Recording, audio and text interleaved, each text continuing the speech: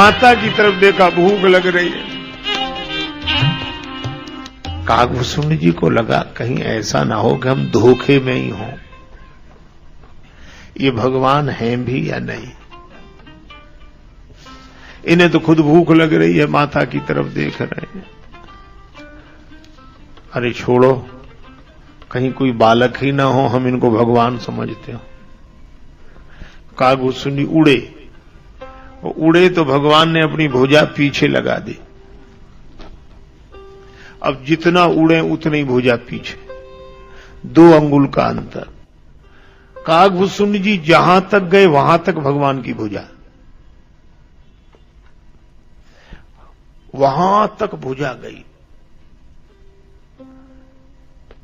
सप्तावरण भेद करी जहां लगे गति मोरी, वहां तक भुजा। क्या करें, बड़ी कठिनाई। तो लौट आए और भगवान से बोले हमने सब देख लिया, आपकी भुजा सब जगह मिली। भुजा माने आपकी सामर्थ्य सब जगह है। आप कह रहे हैं जहां तुम हो वहीं हम हैं, केवल 2 अंगुल का अंतर है। और ये 2 अंगुल कौन से का? नाम और रूप। तुम नाम रूप को छोड़ो, फिर देखो कौन कहां है। इसलिए मैं समझ गया कि ये 2 ही अंगुल का अंतर है। मैं लौट कर आ गया। भगवान ने कहा भी पूरी तरह नहीं समझे। कागभूषुंड जी ने कहा अब कौन सी पूरी तरह रह गई है? कहा भगवान ने कहा जरा भीतर जाके देखो। कागभूषुंड जी भगवान के भीतर गए तो राम जी में ही सब कुछ दिखाई दिया उन्हें। अयोध्या भी राम जी में। अब यही समझ में ना आए कि अयोध्या में राम जी है कि राम जी में अयोध्या है। कौशल्या जी दिखी, अब कौशल्या जी के उदर में राम जी हैं कि राम जी के उदर में कौशल्या जी है। और कागभूषुंड जी का आश्रम दिखा, सब कुछ भगवान में, सब कुछ भगवान में। कई दिन तक आश्रम में रहे और यहां 2 घड़ी लगी। भगवान मुस्कुराए तो कागभूषुंड जी बाहर। अब भगवान ने पूछा क्या देखा? कागभूषुंड जी चुप नहीं, बताओ देखा क्या? कागभूषुंड जी ने कहा कि अभी तो हमने ये देखा कि सब जगह आप हैं, और फिर ये देखा कि सब जगह आप में ही है। आप सब जगह नहीं, आप में ही सब जगह है। भगवान ने कहा अब पूरी तरह समझ गए। यो माम पश्यति सर्वत्र सर्वम च मयि पश्यति। जो मुझे सब में देखता है और सबको मुझ में देखता है वह मेरा भक्त है।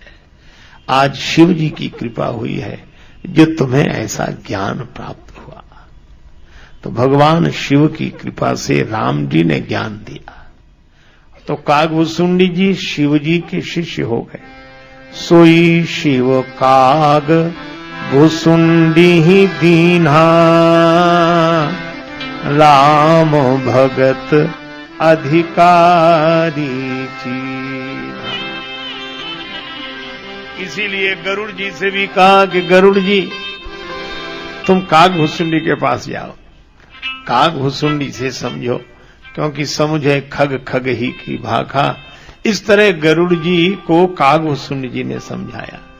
अब कागभूषुंड जी कथा कहने लगे तो भगवान शंकर कहते हैं कि पार्वती मैंने भी सोचा कि क्या हाल है कागभूषुंड जी का, अब कथा कैसी करते हैं।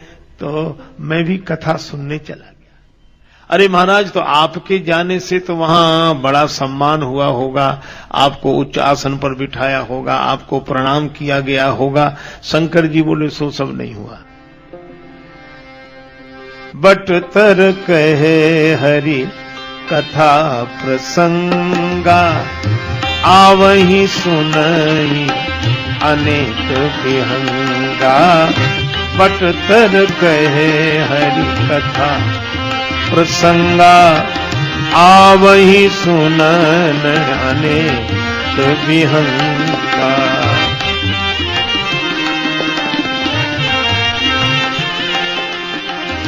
आवहि सुनन अनेक विहंगा। पुनि कछु काल मराल तनु, धरिता कीन निवास, सादर सुनी रघुवर चरित, पुनि आए कैलाश, आए कैलाश, पुनि आए कैलाश। भगवान शिव कहते हैं कि मैं भी चला गया एक पक्षी के रूप में। कागभूषुंड जी कथा कहें, अनेक पक्षी सुनने आए, आवहीं सुनन अनेक विहंगा, वृद्ध वृद्ध विहंग तह आए। ये चौपाई ऐसी है कि इसको जल्दी गाया नहीं जा सकता। अच्छा, चाहे जितनी जल्दी कोई गाए, वृद्ध वृद्ध विहंग तह, जल्दी हो ही नहीं सकती। क्यों? ये वृद्ध लोग इसी तरह चलते ना, धीरे धीरे। विहंग, वृद्ध जल्दी चल ही नहीं सकते, और इसीलिए वृद्ध वृद्ध विहंग तह आए। ये बूढ़े आदमी धीरे धीरे धीरे चलकर आए, कथा में बैठ गए। अब शिवजी ने देखा कि यहां सब पक्षी इकट्ठे हो रहे हैं, तो शंकर जी ने कहा कि हमें आदमी बनकर जाना ही नहीं चाहिए। तो शिवजी ने भी पक्षी का रूप धारण किया।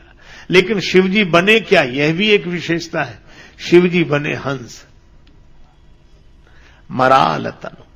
और कितना सुंदर संकेत है कि चाहे कौआ ही कथा क्यों ना कहे, पर हम तो हंस बनकर सुन रहे। हंस सार ग्रहण करके असार को छोड़ देता है। शंकर जी हंस बनकर सुन रहे। सार सार को गही रहे, थोथा दे उड़ाए।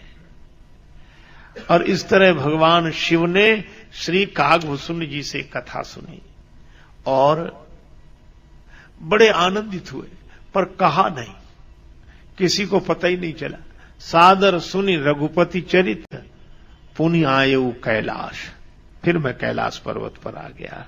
लेकिन देवी पार्वती कागभूषुंडी बहुत सुंदर कथा करते हैं, बहुत सुंदर कथा करते हैं। मैं कथा सुनकर आया, हंस बनकर मैंने कथा सुनी, सारग्राही कथा सुनी, और वह सुनकर मैं आनंदित हूं। ऐसे भगवान शिव निरंतर कथा सुनते हैं। इसीलिए राम जी को बहुत प्रिय है। निरंतर कथा, भगवान की कथा हमेशा सुनते हैं। और यह सुनने के बाद जब पार्वती जी से इस कथा का वर्णन करने लगे, तो यही कहा कि पार्वती, मैंने तुम्हें यह कथा सुनाई। कहूं परम पुनीत इतिहासा, कहूं परम पुनीत इतिहासा, कहूं परम पुनीत इतिहासा, परम पुनीत इतिहासा। पर भगवान शंकर ने मना किया, सबको यह कथा मत सुनाना।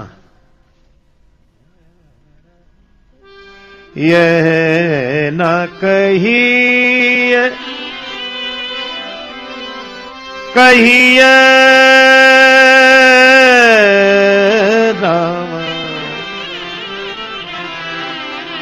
यह न कही सठही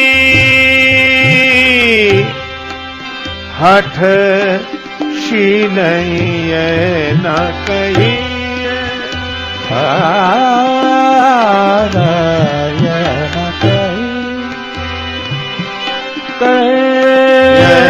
न कही सठही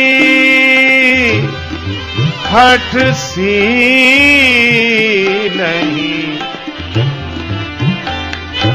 जो मन लाई न सुन हरि ली नहीं,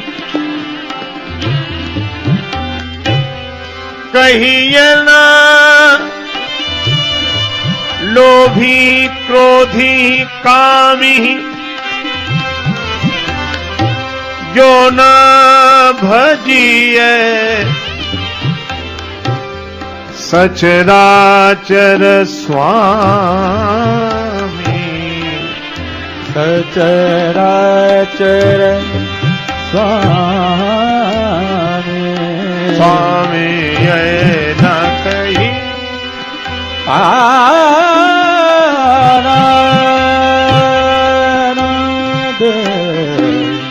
ये न कही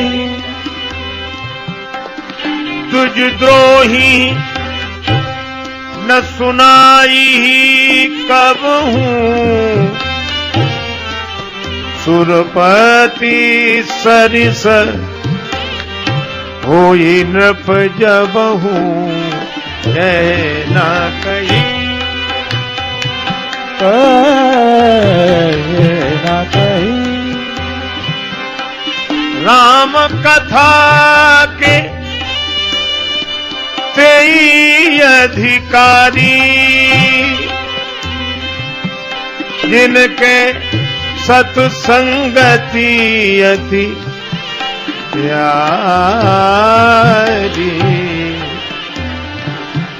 ये न कही ये न कही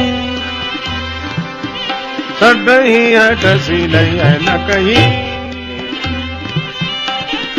न कही न कही न कही। अब भगवान शंकर ने बताया किन किन को कथा मत सुनाओ। यह न कही ये सठही हठ सीलही, जो कभी भी अपने हठ का त्याग न करे ऐसे सठ को कभी कथा मत सुनाओ। अब पहली बात तो यही। जब फिर कहा यह क्रोधी को मत सुनाओ, लोभी को मत सुनाओ, कामी को मत सुनाओ, भगवान का जो भजन न करे उसे मत सुनाओ, ब्राह्मण के विरोधी को मत सुनाओ, चाहे इंद्र जैसा राजा क्यों न हो। अब बोलो इतनी रुकावटें लगाई और हम लोग तो सबको सुनाते हैं। हम लोग सबको सुनाते हैं कथा। पर भाई जहां राम तहां काम नहीं, जहां काम नहीं राम, तुलसी कबहू की रही सके रवि रजनी एक ठाम। जब मन राम से भरा होता है तब काम से भरा होता ही नहीं है। इसीलिए हम लोग नाम संकीर्तन कराते हैं। भगवान का नाम लेने से भगवान हृदय में आ जाते हैं, और भगवान हृदय में आ जाए तो कोई हठ नहीं रहेगा, काम नहीं रहेगा, क्रोध नहीं रहेगा, लोभ नहीं रहेगा, ब्राह्मणों का विरोध नहीं रहेगा। भगवान हृदय में आ गए, और भगवान हृदय में आ जाए तो भगवत भक्त को अवश्य कथा सुना देनी चाहिए। इसीलिए कहा राम कथा के तेई अधिकारी जिनका सत्संगति अति प्यारी। जिनको भगवान का सत्संग अत्यंत प्रिय हो वही राम कथा के अधिकारी है। अब सत्संग अत्यंत प्रिय हो वे राम कथा के अधिकारी हैं शंकर भगवान की दृष्टि में। अब रामचरितमानस में जगह जगह सत्संग की बात कही गई। प्रथम भगति संतन कर संगा, दूसरा रति मम कथा प्रसंगा। और यहां भी जिनके सत्संगति अति प्यारी। तो क्या अर्थ हुआ? देखो भाई, सत और संग दो शब्द हैं। वैसे भी अगर देखा जाए तो सत हरि भजन, जगत सब सपना, भगवान का भजन ही सत्य है। और इस सत्य से जिसका संग हो, जिसका संग हो वही सत्संगी है। अब आप ऐसे सोचें कि सत से हमारा संग कैसे हो? एक होता संग साथ, तो तन से किसी के पास रहना साथ रहना है, और मन से किसी के पास रहना संग रहना है। संग कहते हैं आसक्ति को। संगात संजायते कामः कामात् क्रोधो विजायते, जैसे गीता में कहा। तो विषयों का चिंतन करने से उसमें प्रीति होती है, प्रीति से संग, आसक्ति होती है, आसक्ति से प्राप्त करने की कामना होती है। तो यह संग है। जैसे हम किसी के साथ हैं, जरूरी नहीं कि संग ही हो। मन से किसी के पास होना संग होना है। तो यह आसक्ति हो जाए सत से। अभी हमारी आसक्ति है असत से। असत से माने जो कभी नहीं रहे और कभी रहे ऐसी वस्तु को असत्य बोलते हैं। तो जैसे हम लोग घर से आसक्ति रखते हैं, घर वालों से आसक्ति रखते हैं, परिवार वालों से आसक्ति रखते हैं, तो इनसे प्रयोजन तो रहे पर लगन तो भगवान से रहे। अच्छा, या इन सब में भगवान को देख लें तो फिर ये और भगवान अलग अलग नहीं है, दो ही बातें हैं। एक बार श्री नामदेव जी महाराज कहीं घूमते हुए गए, और घूमते हुए गए तो एक खंडहर में ठहर गए, और खंडहर में ही अपनी करताल बजाई।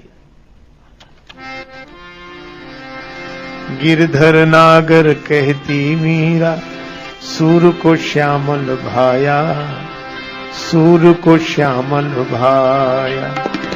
तुकाराम अरु नाम देव ने विठ्ठल विठ्ठल गाया, ओ विठ्ठल विठ्ठल गाया।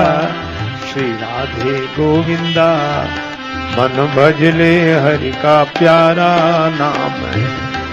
श्री राधे गोविंदा मन भजले हरि का प्यारा नाम रे।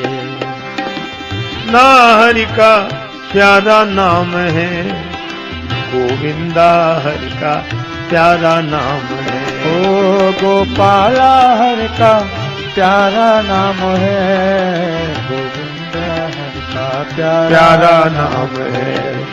श्री राधे गोविंदा मन भजले हरि का प्यारा नाम है।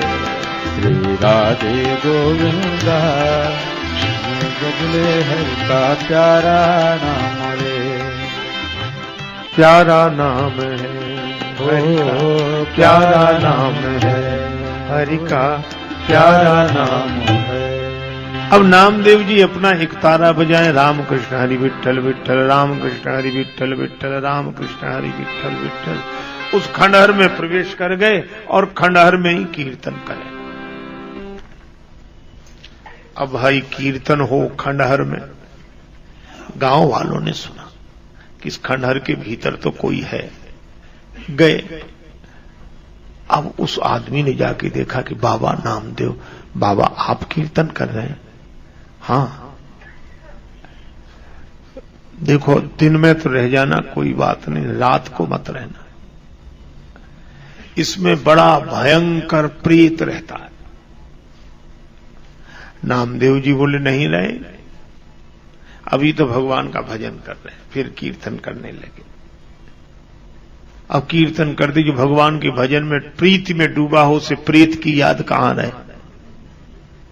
करते रहे कीर्तन। शाम हो गई, रात हो गई, रात को 12 बज गए।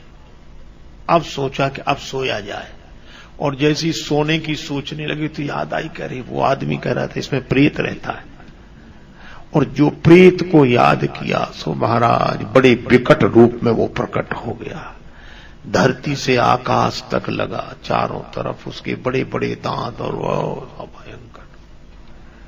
नामदेव जी ने जो देखा तो सोचने लगे मेरे भगवान के अलावा तो कोई है ही नहीं, भगवान के अलावा कोई दूसरा है ही नहीं, तो ये कहां से आ गया। अरे कहा जय हो प्रभु जय हो, इस रूप में आपका दर्शन पहली बार ही किया।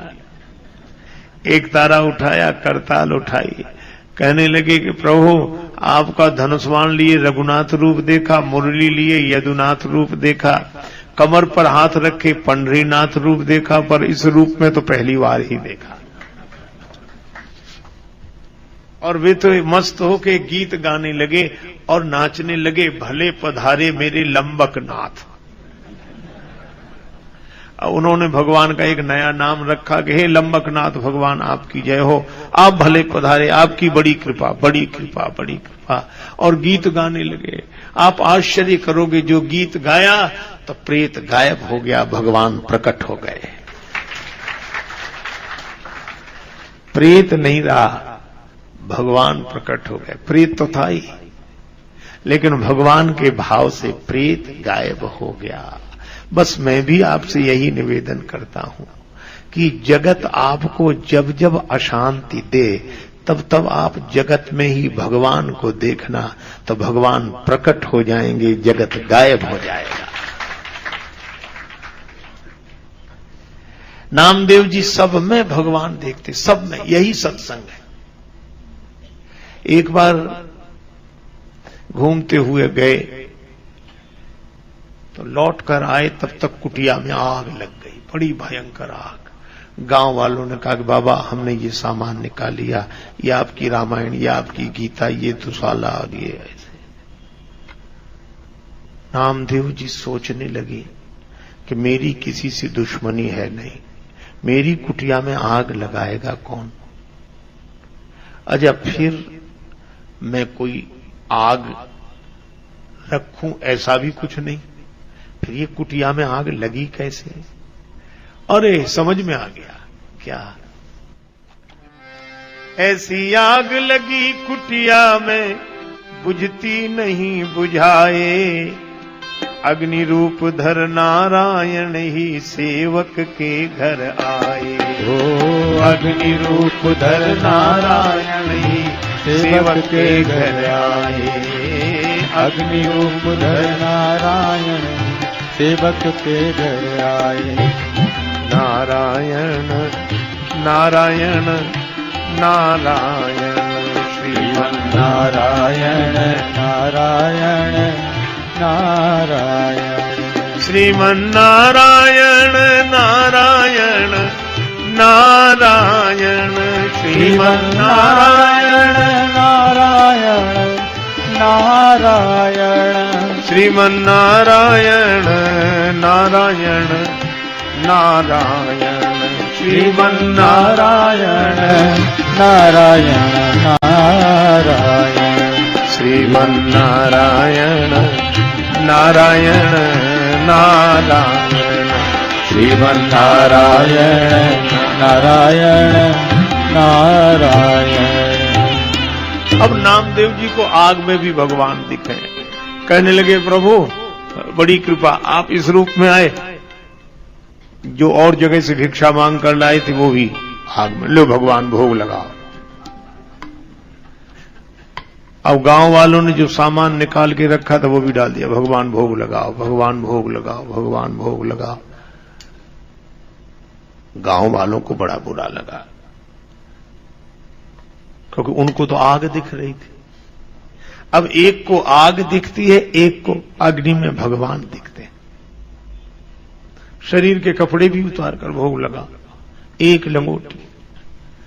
गांव वाले बोले रात को कोई बिछाने ओढ़ने को मत देना, पता लग जाएगा, कोई मत देना, मर जाएगा तो कह देंगे पागल था, हमने थोड़ी कुछ कर दिया। नामदेव जी अकेले ही खड़े उस अग्नि का नजारा देखते रहे, सब कुछ जलकर नष्ट हो गया।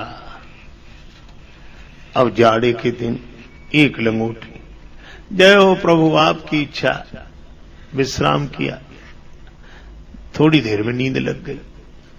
नींद लगी तो भगवान आए। नामदेव जहां पड़े थे वहीं कुटिया बनाई और नामदेव के शरीर पर वस्त्र उड़ा दिया, कुटिया बन गई। सवेरे लोग आए तमाशा देखने के, देखें बाबा बचा कि गया। सबने आके देखा नामदेव जी तो कुटिया में बैठे, दुशाला ओढ़े। बाबा कुटिया तो बड़ी अच्छी बनी, आपकी पहचान वाले आए हों। बाबा ने कहा हाँ हमारी पहचान है। तो बुलवा लो, हम भी एक कुटिया बनवा लेंगे। नामदेव जी ने कहा उनकी एक शर्त है। शर्त क्या है? शर्त यह है बनत न लगे विलंब कछु जगह भूमि को भाग, पर प्रथम लगावे तो कोई अपने घर में आग। पहले अपने घर में कोई आग लगाए तब। सब चुपचाप चले गए। महात्मा बोले हाँ अच्छा ऐसे करो, आग न लगे पर तुम इसे अपना मानना छोड़ दो, भगवान को ही इस रूप में देखो। यही सत्संग है। एक बार कुत्ते को रोटी लेकर भागा कुत्ता, तब पीछे घी की कटोरी लेकर नामदेव जा रहे। भगवान रूखी तो मत खाओ, घी लगा लेने दो इसमें, फिर खाओ आराम से। ये इन्हें बोलते हैं सत्संगी। इनको उस सत से इतना प्रेम हो गया कि असत संसार इनके लिए है ही नहीं, असत में भी सत को देखते हैं। तो असत में सत्य को देखकर सत्संग करना जिनको आ गया वे ही राम कथा के अधिकारी हैं। राम कथा के तेई अधिकारी, जिन कह सत्संगति अति प्यारी। अब तुलसीदास जी महाराज अपने मन से कहते हैं पाई न यही कलिकाल न साधन दूजा, जोग जग जप तप व्रत पूजा,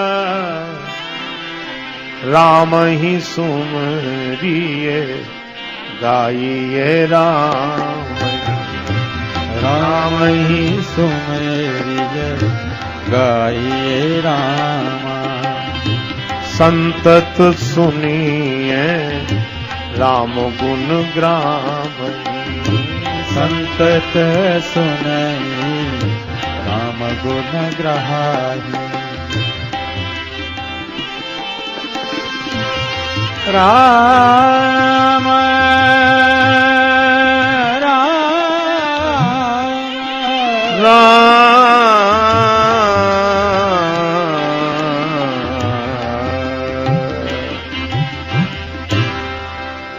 पाई न केई गति पतित पावन, राम भज सुन सठ मना। पाई न केई गति राम भज सुन सठ मना। पाई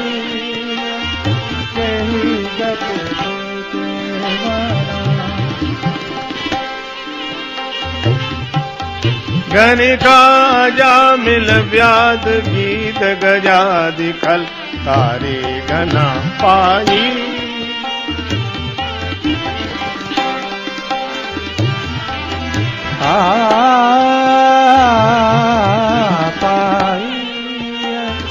पाई पाई पाई न गई गति पर।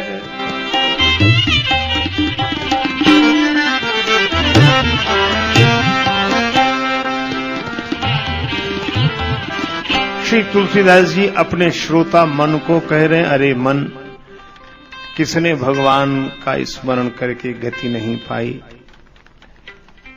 पाई न केही गति पतित पावन, राम भज सुन सठ मना। मन के साथ एक विशेषण दिया, सठ। मन तीन तरह का होता है, खल, सठ और मूर्ख।